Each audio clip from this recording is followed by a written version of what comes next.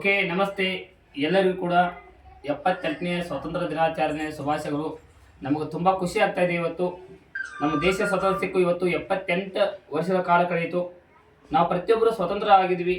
ಇನ್ನು ಆರ್ಥಿಕ ಸ್ವಾತಂತ್ರ್ಯ ನಾವು ಎಲ್ಲರೂ ಪಡಿಬೇಕಾಗಿದೆ. ನಮ್ಮ ದೇಶ ಇನ್ನೂ ಅಭಿವೃದ್ಧಿ ಹೊಂದಬೇಕಾಗಿದೆ, ಇನ್ನೂ ಬೆಳಿಬೇಕಾಗಿದೆ.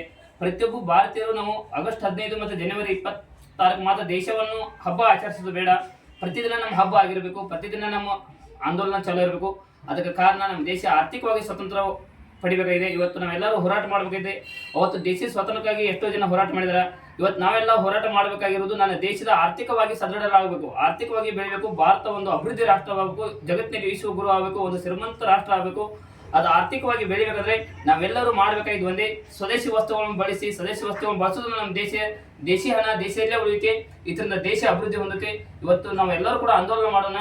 ಪ್ರತಿದಿನ ನಮ್ಮ ದೇಶಕ್ಕಾಗಿ ನಾವೇನಾದ್ರು ಕೊಡುಗೆ ಕೊಡಬೇಕಂತಂದ್ರೆ ಸ್ವದೇಶಿ ವಸ್ತುಗಳ ಬಳಕೆ ಮಾಡೋಣ. ಇವತ್ತು ನಮ್ಮ ಭಾರತಾಂಬೆಯೇ ಫೋಟೋನ ಪೂಜೆ ಮಾಡೋದ್ರ ಜೊತೆಗೆ ನಮ್ಮ ಸ್ವದೇಶಿ ವಸ್ತುವನ್ನ ತಯಾರಿಸಿದಂತ ಒಬ್ಬ ವ್ಯಕ್ತಿಯ ಫೋಟೋನ ಪೂಜೆ ಮಾಡೋದ್ರೊಂದಿಗೆ ಇವತ್ತು ಸ್ವದೇಶಿ ಆಂದೋಲನ ಮಾಡ್ತಾ ಇದ್ದೇವೆ. ನಾವು ಸ್ವದೇಶಿ ವಸ್ತುವನ್ನು ಬಳಸಿ ಅಂತ ಎಲ್ಲರಿಗೂ ಹೇಳ್ತಿದ್ದೀವಿ. Thank you.